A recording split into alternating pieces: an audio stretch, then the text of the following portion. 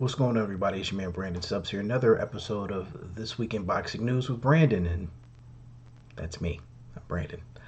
Um, yeah, a lot to talk about this week, but before we start, I have to do the customary YouTube thing. Make sure you hit that like and subscribe button, share, all that stuff. All right, let me get on to it. So, as you can see, playing over my shoulder here, um, Alexander Usyk defended his portion of the heavyweight championships against Daniel Dubois.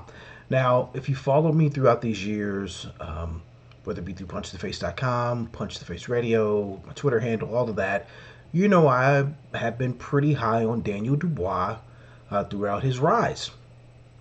The last couple years, that has kind of altered a little bit. The beating he suffered at the hands of Joe Joyce, the rather lackluster performance he had here, his prior fight against a pretty much an exaggerated cruiserweight. He hurt his knee and got knocked down a bunch of times early in the fight to pretty much get saved and get an opportunity to score a knockdown later in the fight. I kind of wondered what was he going to look like here in this title opportunity he had against Alexander Usyk here this weekend in Poland. Um, so as you all know, Usyk won stoppage here, late part of the fight. I think it was either ninth or 10th round of the fight, ended up getting stopped. But it was not without controversy as Dubois landed a body shot that the ref called a low blow, and the fight ended up getting stopped. Not stopped. Fight didn't get stopped in the 5th round when it probably should have been. I've watched this now a couple different times, and one key thing that was brought up that wasn't brought up, I'll explain in a second, kind of makes this a kind of a murky situation here. What wasn't brought up was at the beginning of the fight, typically you have a ref say, okay, right here the trunks are fine. This part of the trunks, if it's here, it's good. If it's anything below this, it's low blow. Those kind of instructions were not given out at the beginning of the fight. And that's something I got to credit Tim Bradley for pointing out. And in retrospect, no, it wasn't pointed out. And that was kind of weird. And that ended up actually coming into play here in this fight. Um, I thought it was personally a clean body shot. I mean, it was close, but I thought it was high enough to where it was a clean body shot. I also think the referee, whose name I forget, did a horrible job when Usyk was saying he was ready to go back in and tell him, no, take your time. That's not really your job to do. If a fighter says they're ready to go, if still in the allotment of time, which they have 5 minutes after a low blow like that to recover, if he says he's ready to go, boom, you go back in action. That was rather weird the way he handled that, and I thought that he gave Usyk more time than maybe Usyk wanted per se, because he said he was ready to go, and he said, no, back in your corner, and just odd circumstances. So with Usyk surviving that and getting that assist, if you will, from the referee, you end up having him be able to do what he does best, which is, work behind his jab and score a knockdown, score 2 of them. And then finally with the latter being the final one and making the fight stop. Now, a couple things with that. The verbiage is being used is now that Daniel Dubois has given the blueprint to beat Usyk. I don't know if it's a blueprint that's been given, but being able to work the body is going to be a huge advantage for any opponent Usyk faces next. If they can work the body, they have a legitimate chance of slowing this guy down. That's something we did see affecting. I mean, we generally saw the body shots affecting when Dubois decided to throw them and land them. You'll also see somebody who has a little bit more better movement in and out of transitioning. And again, I got to give credit to Tim Bradley for bringing this up. I thought he did a phenomenal job of pointing out this, is that Dubois struggles from transitioning from offense to defense. And against a skilled fighter like Usyk, you can't do that. If you don't have that ability to transition from one to the other, you're going to get hit. You're going to get caught up. You're going to get caught while you're trying to transition from one to the other, and boom, you're going to get hit. And that's what happened with Dubois quite a bit in this fight. So there's that part. This is the part about Daniel Dubois I do want to bring up. The word quit I've seen several times on my timeline on social media in regards to Daniel Dubois. Now, I don't know if he quit, and I don't want to paint that picture, but it also does seem like the rounds after that knockdown wasn't scored a knockdown, you could tell his confidence was wavering. And you could just see it as those rounds go on, depleting, depleting, depleting. I think when he didn't get that knockdown scored that he should have, I think he just was mentally broken. And when he saw he couldn't really take advantage of that, he couldn't land any other shots to put Usyk back down. I think as you saw those rounds go on, he started checking out. I don't want to say he quit because you don't want to question a guy's heart for being in a ring and willingly letting someone punch them repeatedly in the face. But you also have to wonder a little bit, could he have continued on? Would have been maybe an uglier stoppage? Probably. So I'm not going to say he quit, but I can definitely say his confidence wavered, and you could see it trickling down as those rounds went on after the knockdown wasn't scored a knockdown. As far as what happens with both these guys going forward, look, I'll be perfectly honest here. This is now the time you feed Daniel Dubois to Jared Anderson, who I'll talk about here momentarily. Or you can have some sort of an elimination bout, especially if Joe Joyce loses again to Big Bang Zhang here in a couple of weeks when they have their rematch. You maybe do Joe Joyce, Daniel Dubois Part 2. That's something that could be, easily done domestically over there in the UK, and I think you'd still be able to do good numbers with that. That makes sense there. Usyk did try to give him a pep talk and say, hey, you're young, you'll be able to bounce back and all this other stuff.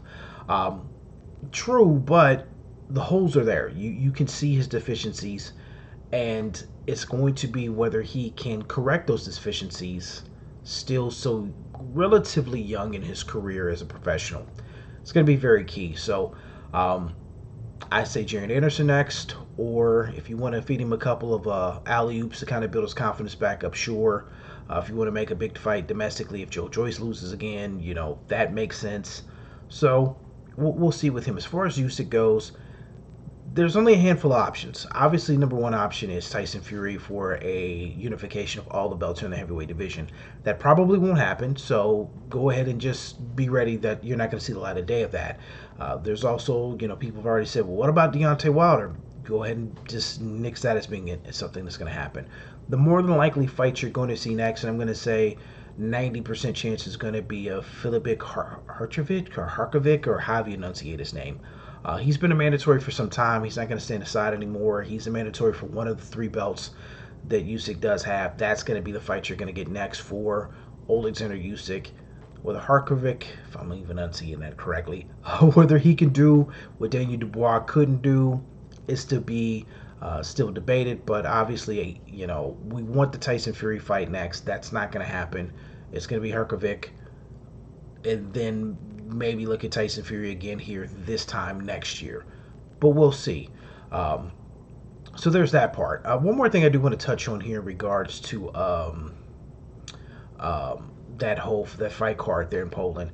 It did seem very weird, and some people that I know who were actually there in Poland for the Fight Live said it felt like a weird pro-Ukraine rally and weird propaganda. Look, I'm not one to bag on people, and I know what's going on in the Ukraine is bad and all that, me being here in America. Quite honestly, I don't care, to be very frank, but I don't want politics in my sports, and especially my boxing.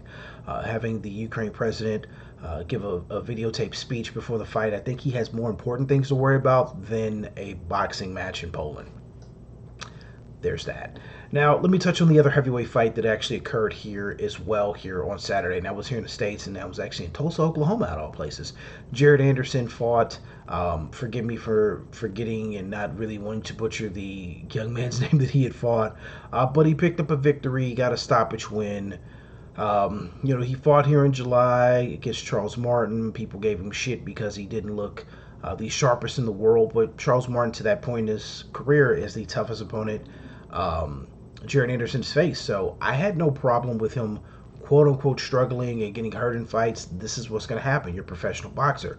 You're going to eventually get hurt. You're going to get hit. It happens to every fighter there is. They're going to get hurt. Now, how they react to that is what separates the goods from the greats. He reacted fine to it. He won the fight. I didn't think he struggled. Thought he looked fine. Picked up a win here. Got a stoppage win. Looked pretty good doing it. No ring rust or no after effects of having a fight, in July and fighting here again here close to the end of August. I thought he looked fine. He's already said he wants to fight again here October, November. Makes total sense. If Shakur Stevenson is going to be fighting here in November, as they kind of hope, and maybe we'll talk about that here in a second. Maybe he'll be on that undercard. Makes sense. Good exposure for him there. But we'll see. But I think Jared Anderson is still the best bet we have here as far as American heavyweights go. I do think it's going to be sooner than later. He needs to be putting in a title shot or some sort of eliminator of some sorts here sooner than later. I would really like for him to be in the mix here late 2024. The guy's already said he doesn't plan on boxing, a long time. He wants to retire and what have you, and I can't blame you for that. Now, whether he sticks to that is, neither here nor there. But if that is the case, if that's something he's literally wanting to do here in the coming years, I think 2024 has to be all about putting yourself in position to fight for a world title or vacant world title, depending upon what happens here with the guys up at the top. But he's obviously the youngest and most talented out of the bunch in the heavyweight division. So, I think sooner or later we're going to get that out of him. Now, I'd spoken about Shakur Stevenson. It was broken news, and not really broken news, as it was rumored over the last few days, but ESPN and Top Rank kind of made it official that there is a purse bid here for September 5th between Shakur Stevenson and Frank Martin for a WBC number one contender spot. Subsequently, as Lomachenko turned it down and Pitbull Cruz turned it down because Cruz, by the sounds of it, was going to be facing Tank Davis in an unnecessary rematch that no one asked for. But that's what we're going to get. So Shakur Stevenson, Frank Martin is something that's being negotiated by PBC and Top Rank. Let's hope that deal can get done. If not, it'll go to purse bid. Shit could get weird there. I don't see ESPN letting that fight go to Showtime and PBC. I just don't. I see them putting a little bit of muscle behind it and it may be helping the purse bid with Top Rank to get that fight there. I think it makes more sense for that fight, and you, instead of losing Shakur to another network, and he is one of the faces of Top Rank, let him fight at their own Top Rank, let him fight on ESPN. So we'll see. We'll have more news on that in the coming weeks. Now, obviously, I didn't do a show here last week, and we had one drug test that happened, and then we had another one happen as well. Alicia Baumgartner, she tested positive, and these were test results that she did prior to her fight. That she had here a couple of weeks ago, but the results just came back the last week or the week before. You know what I mean? They came back, weeks or a week and a half later after her fight. She's saying, no, I didn't do it, and she's, saying she's innocent, but we'll see. No word on her B sample coming back clean or dirty yet, but she's maintaining her innocence there. Then we had Robert Helenas, who just fought Anthony Joshua after fighting a week prior in a castle. He tested positive for a banned substance. So, again, it makes you wonder if he had been tested for his fight he had the week prior to facing Anthony Joshua. And this was after Anthony Joshua's original opponent. Dillian White had tested positive as well. So, we got a lot of drug tests. And what do all of these drug tests have in common? They were all going to be a part of a Matchroom boxing card. Doesn't that sound great? So yes, Baumgartner, promoted by Matchroom. Dillian White, promoted by Matchroom. Robert Helenas was going to fight on a Matchroom card. Very, very weird. It's one of my favorite words to use. But a lot of string of failed drug tests have been associated with Matchroom boxing. So I don't know if they need to do a better job of roping everyone in. Or if there's some sort of conspiracy theory that it's, people floating around that maybe they have something to do with some of these tests. That doesn't make sense to me. I don't see a promoter having any sort of hand in people failing drug tests.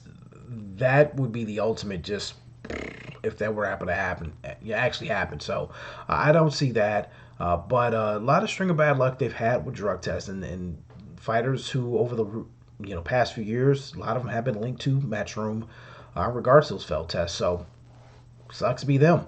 Especially when you have fighters who test positive prior to the fights, and you have to scramble to find new opponents. Hence the reason Robert Helenas was brought in after fighting a week prior to face Anthony Joshua after Dillian White's test came back positive. Also very weird if you do the pre-fight drug test and you're testing people prior to their fight. You're not getting those results back until after their fight.